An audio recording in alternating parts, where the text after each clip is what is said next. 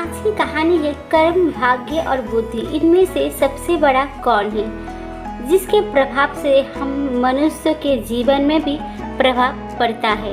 तो आइए जानते हैं एक छोटी सी कहानी के माध्यम से। एक दिन स्वर्ग लोक में कर्म, भाग्य और बुद्धि ये तीनों चर्चा कर रहे थे, कौन सबसे बड़ा है।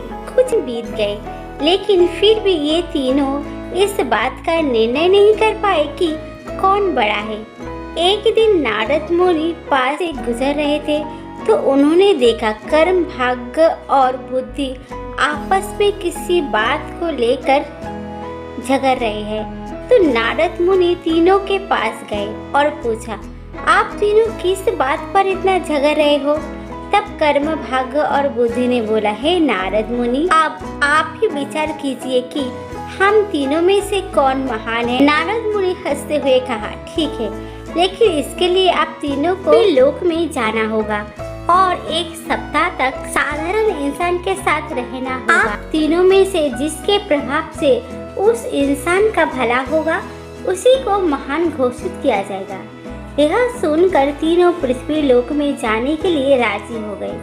जब तीनों पृथ्वी लोक में आए तो उन्होंने जंगल में एक गरीब इंसान को पेड़ काटते हुए देखा। उन तीनों को लगा यही सही इंसान है जिसके शरीर में प्रवेश कर हम अपनी महानता सिद्ध कर सकते हैं।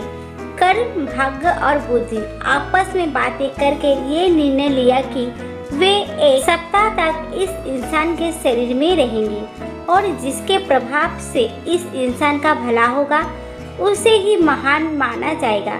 कर्म बोला, सबसे पहले मैं जाऊंगा और उस इंसान का भला करूंगा। कर्म उस इंसान में प्रवेश करते ही उसका कर्म क्षमता 2 गुना हो गया और वो प्रतिदिन जितना लकड़ी काटता था उसे ज्यादा कटने लगा। ये देखकर वो इंसान बहुत खुश हुआ। पहले से ज्यादा लकड़ी तो वो काट लेता था, लेकिन वो उतना ही लकड़ी बाजार ले जाकर बेच पाता था जितना कि वो पहले बेचता था, क्योंकि ज्यादा लकड़ी ले जाने के लिए उसके पास कोई सामान नहीं था। इसी तरह 7 दिन तक उसमें ज्यादा लकड़ी तो काट लिया, लेकिन उन सबको बेच नहीं पाया और उसकी हालत में कोई सुधार नहीं आया।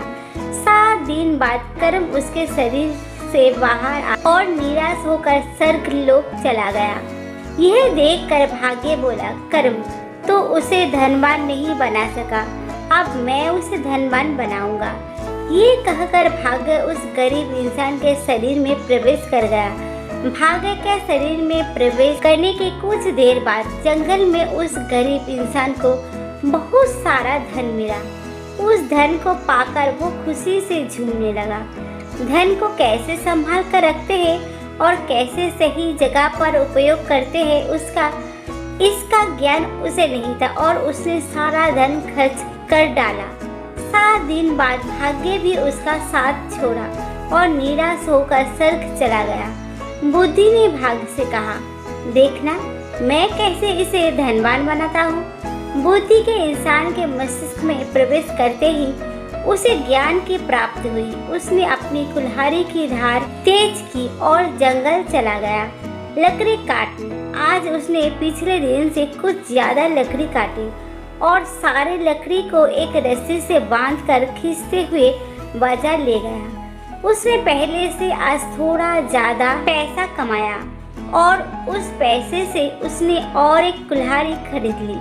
अब उसके पास 2-2 कुल्हाड़ी थे और अब लकड़ी काटते काटते एक कुल्हाड़ी का धार खत्म हो जाती तो वो दूसरी कुल्हाड़ी का इस्तेमाल करके लकड़ी काटता। इसी से वो पहले से बहुत ज्यादा लकड़ी काट पाता था। इन सब लकड़ियों को बेचकर वो पहले से ज्यादा पैसे कमाने लगा। अब उसके पास उस पैसे की सही जगह खर्च करने का ज्ञान था। देखते देखते 7 दिन में ज्ञान की मदद से उसने बहुत पैसे कमा लिया।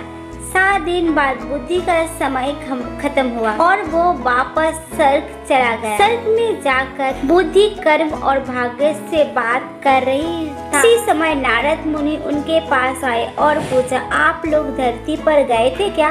तब कर्म, बुद्धि और भाग्य नारद मुनि से कहते हैं, जी हाँ, हम लोग धरती पर गए थे और साथ ही कर्म और भाग्य नारद मुनि से कहते हैं।